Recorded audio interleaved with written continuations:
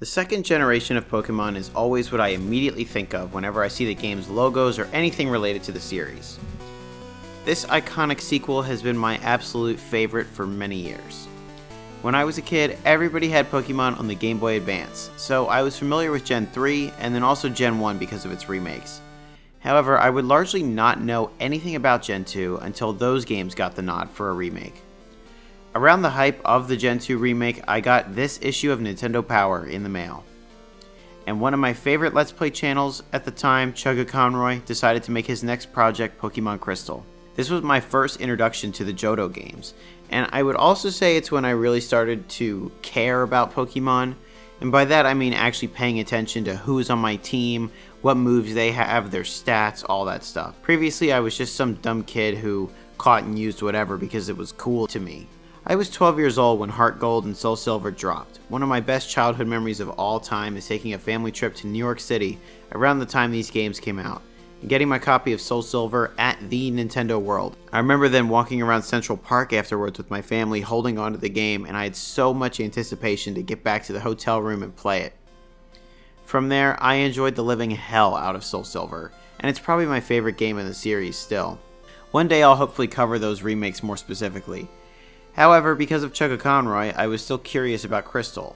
Now, this was back when it was actually possible to afford copies of older Pokemon games, and so I eventually did snag Crystal and an Atomic Purple Game Boy Color to get the most authentic experience. I never finished Crystal, and I only ever beat Lance one time in Soul Silver, I think. It has been many years since I played anything Pokemon related outside of Pokemon Go, but my brain just decided that now was the time to do a full run of Crystal. So this is why you should still play Pokemon Crystal today.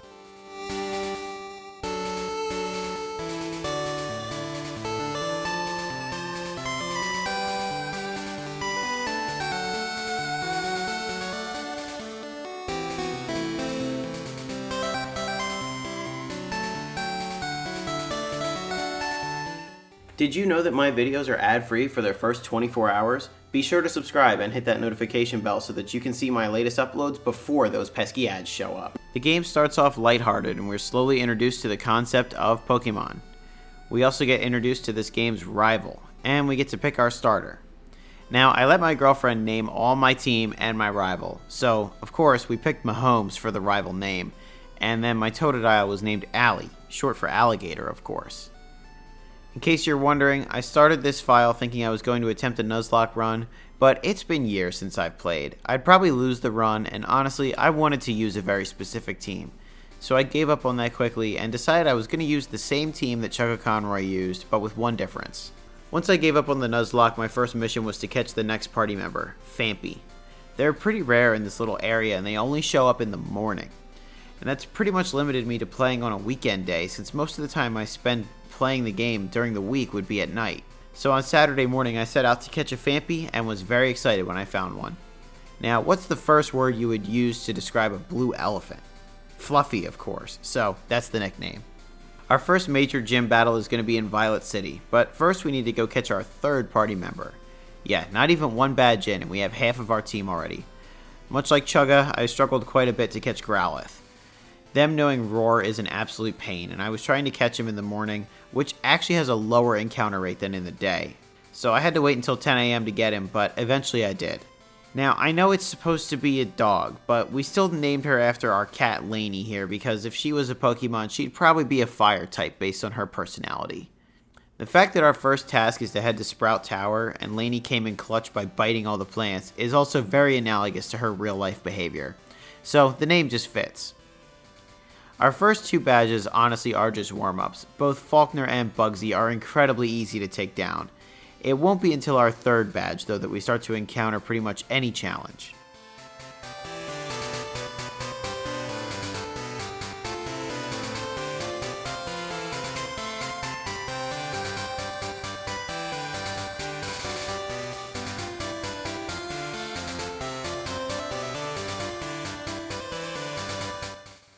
Welcome to Goldenrod City. This is the most important town in Johto. There's all kinds of stuff we can do here, and it'll be a key stopping point later on as well. However, our third gym badge is also here, and it's a notorious difficulty spike compared to the first two. I had an absolutely epic battle with Whitney. That milk tank is infamous for anyone who has experienced Gen 2, especially when you were a kid and not expecting it. My run at it this time was no exception. The milk drink and rollout combo is absolutely brutal, and I was chipping away at this thing over time. Thankfully, I was able to teach my starter Ice Punch, which is a move that I carried all the way to the end of the game for him. However, the fight was going on so long that I was running out of charges on the move. Ice Punch has a 10% chance of freezing, and on my very last use of the move,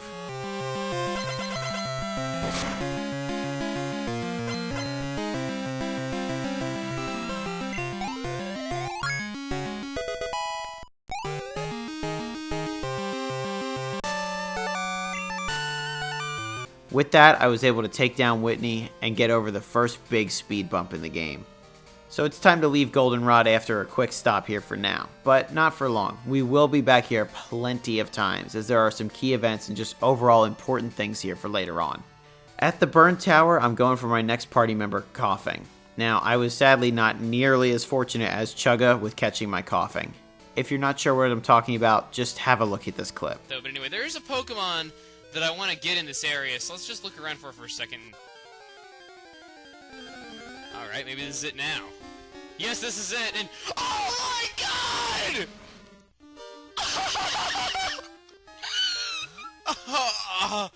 This is something that is very rare. This is a shiny Pokemon. There is a 1 in 8,192 chance that you will find one of these. Despite not being blue, I'm excited to use Weezing on my final team. Naturally, my girlfriend picked a very applicable name for her. It's pretty amusing reading the in-game text thinking that it truly is about the band themselves doing all these things. Weezer used self-destruct is probably the funniest to me. Also, yes, you better believe we're going with the self-destruct and later explosion strategy here. You'll see some absolutely clutch moments with these moves. I know it's kind of silly because you end up losing the Pokemon and they don't get any experience, but when you need it in a pinch, it's so helpful. Eventually, we're able to track down Bill, the creator of the Pokemon storage system, and he gives us our next teammate, Eevee.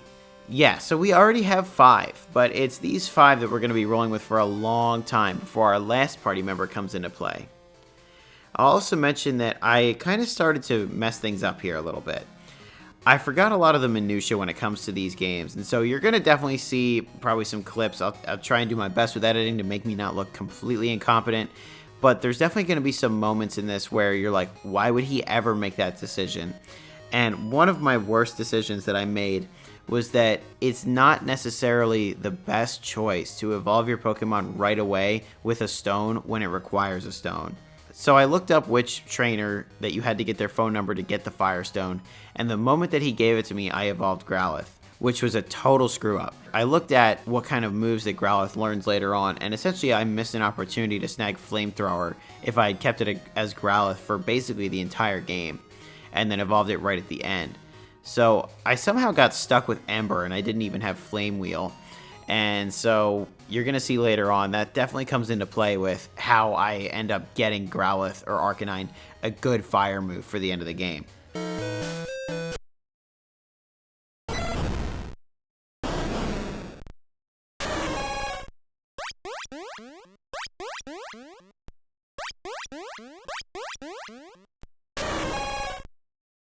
We also have a bit of a side story developing with the game's legendary Pokemon, Suicune. We've seen him once at this point, and we'll get to some more encounters with him later on.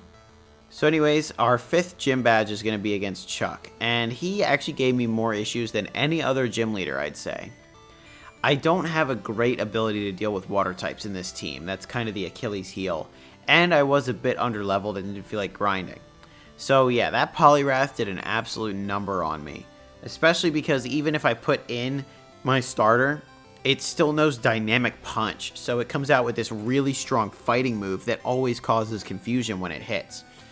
So it was really tough, and this was the first time that I felt the need to cheat a little and use some save states during battle. I know it's lame, but my life is a time crunch, so deal with it.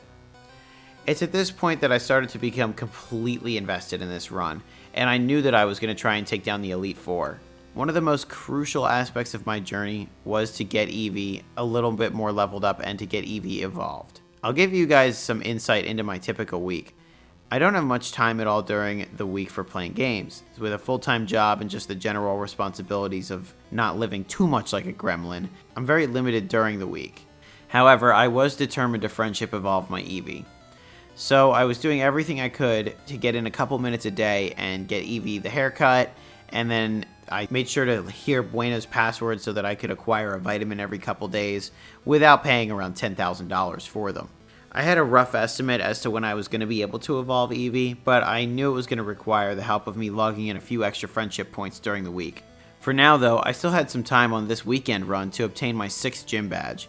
I took down Jasmine with much more ease than Chuck. Melting her Steelix with Arcanine was a breeze, and I was getting to the point in this run where I'm in a total flow state, and honestly I'm having a little trouble remembering everything for writing this script because I was just so invested in the game and was not really necessarily remembering everything that I was doing. Of course I could reference my own gameplay, I mean it's all recorded, but I wanted to point this fact out because it just conveys how amazing Crystal really is, and just the ability to get into that flow state for games is so important to me. I'm just complete tunnel vision at this point, knowing that I'm getting close to the end of Johto, but I still have some massive hurdles to overcome before the Elite Four. Also, if there's something I'm leaving out, understand that it may be intentional. These games are dense, and especially compared to the other games I talk about, this is absolutely the longest game that I've played for this channel so far, and the script was still very, very long despite leaving out a lot of content. So no, I won't be discussing every single aspect, and I also didn't do everything in the game. I left out a lot of things knowing that they were there, but just still didn't do it because it's not required. I'm here to recount some of my childhood memories, give an overview of the game, and explain the things that make me love it, not cover the game in its entirety.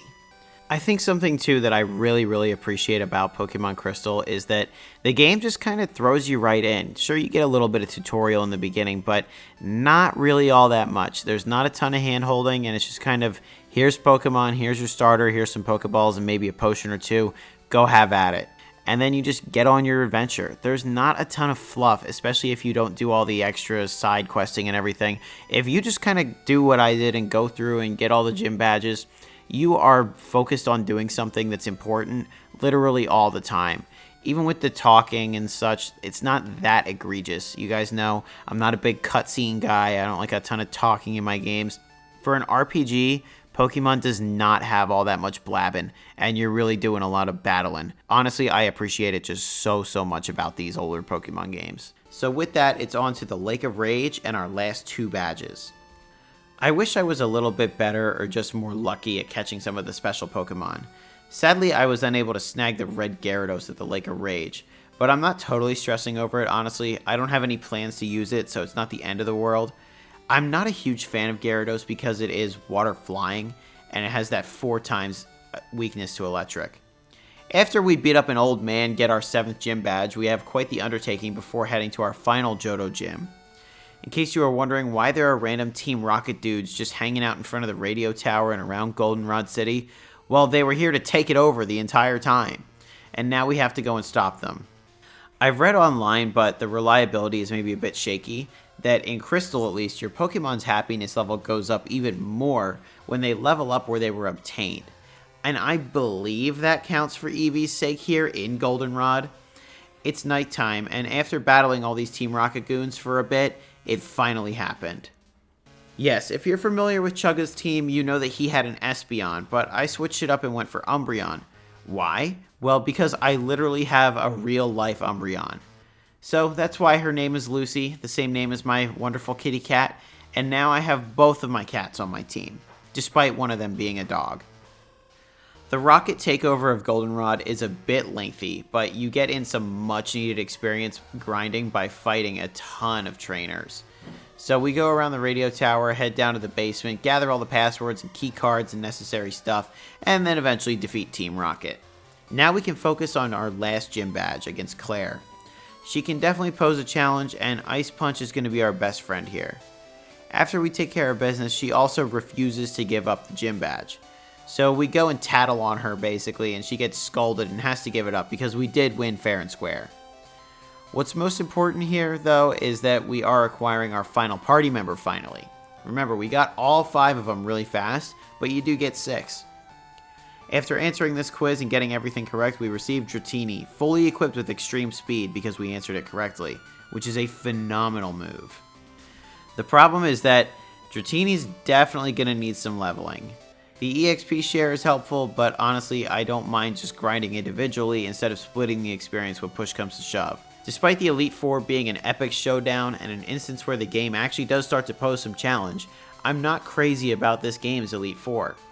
It's pretty much required to grind beforehand. Even if you can easily handle the last few gym badges and all the Team Rocket stuff, you are not leveled properly for the Elite Four. Sure, this adds some suspense to the build-up of the final battles, but it's a hard stop in a game that I was absolutely steamrolling prior to this point. Here's where the issues with Arcanine comes into play. I'm not taking on the Elite Four with Ember. My issue is that since I screwed her up, I have to go get Fire Blast from the game corner. But I have no time or patience to actually try and win coins at the game corner. I mean, it's brutal. So I just have to buy all the coins. What does that mean then? Well, it means my Fire Blast TM costs over $100,000, but look, it's worth it. Arcanine can now demolish Ariados, Fortress, Vileplume, and Exeggutor that are all present in the Elite Four. In case you are wondering, yes, that does mean I can only miss one of my Fire Blasts if I want to take down all those Pokemon. It's a bit of a big ask, but I was able to get it done, and I had some good luck hitting my Fire Blasts. I'm pretty sure I beat Lance one time as a kid, but I'm not even sure, and it would have been in Soul Silver, never Crystal. I know for a fact that I didn't beat him here, so this video was actually a bit of an unfinished business type of mission for me as well. However, since I ran out of money getting Fire Blast, I needed to grind off the Elite Four a few times using no items so that I could actually afford potions and revives. With all the preparations finally done, and I emphasize finally here, I know I just kind of went over it in a few paragraphs, but this really did take a long time.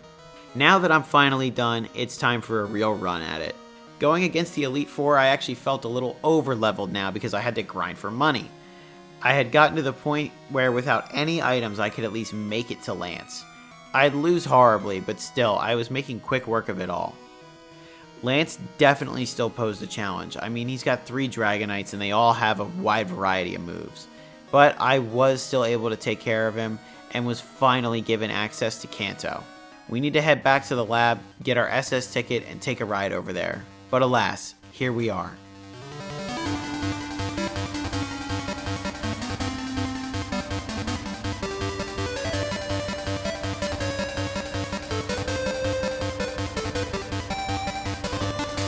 I was considering doing a whole separate video for Kanto, but I don't actually have all that much to say. It's very cool that they let you play against all the gym leaders from the previous game using your team that likely has some new Pokemon in it, especially your starter. I absolutely breezed through the majority of Kanto as I felt overleveled the entire time, and a lot of the gym battles were really easy. However, the game gets real when you fight Gary, and then the final showdown with Red is absolutely epic. I was a bit underleveled for Red actually, and I even did some grinding to make sure that I got Dragonair evolved into Dragonite. I didn't want to finish the game with an unevolved Pokemon, that felt kinda lame. I thought for sure I was gonna lose this fight to Blastoise. Water is absolutely the type that my team struggles against the most. However, Feraligatr does technically resist water, and I was able to tank approximately 2 uses of Surf before needing to heal myself. I very slowly started to crawl my way back into the fight, and I started depleting Blastoise's moves even. He was down to just Whirlpool, which is a really weak move eventually, and I was able to take him out. My biggest challenge was behind me, and I was able to take down the rest of his team. But Blastoise wiped out pretty much everybody except for Feraligatr. Having Donphan on my team was phenomenal to counter his level 81 Pikachu as well. So with that, I finally completed the entirety of Pokemon Crystal. This was an absolute joy to replay, and I truly did feel like I blitzed through the game. Again, it's that flow state type of gameplay where I was just enjoying myself so much that nothing else in the world matters in those moments. Typically, my brain goes in these weird waves when it comes to Pokemon. I'll go years without thinking about the franchise, and then I'll have my times where Pokemon is the only game on my mind. I had a very sudden urge to replay Crystal, and it was everything I could have ever wanted, honestly. Part of what makes the game so charming outside of all the battles, quality sprites, and nostalgic towns is of course the game's soundtrack. I absolutely love these 8-bit themes. Places like Violet City and Ecruteak City are etched into my brain.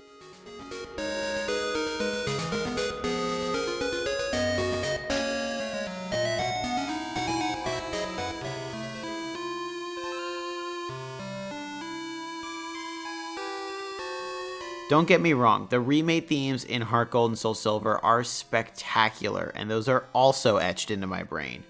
But sometimes you just want that 8-bit charm. For me, the chiptune Suicune theme is actually preferred over the remakes.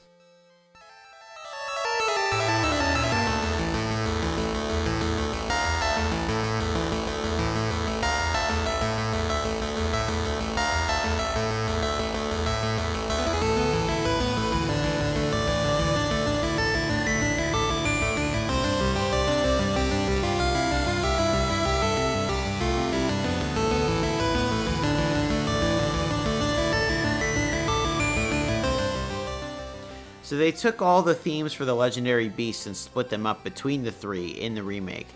It's a neat idea, but the 8-bit version has a much more menacing feeling. I'm not 100% sure, but I also believe that this is the first time a legendary Pokemon had a unique theme. So I could only imagine what it was like for young kids to find Suicune for the first time.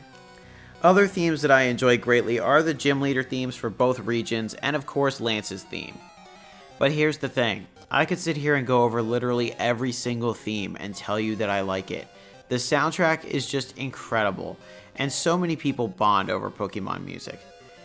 Pretty much any local game shop that I go into will be playing music overhead, and there's always something Pokemon thrown into the mix. So before we go, let's take a look at some highlights from this game's extremely detailed manual. Starting off, seal of quality, of course. Of course Pokemon has a seal of quality.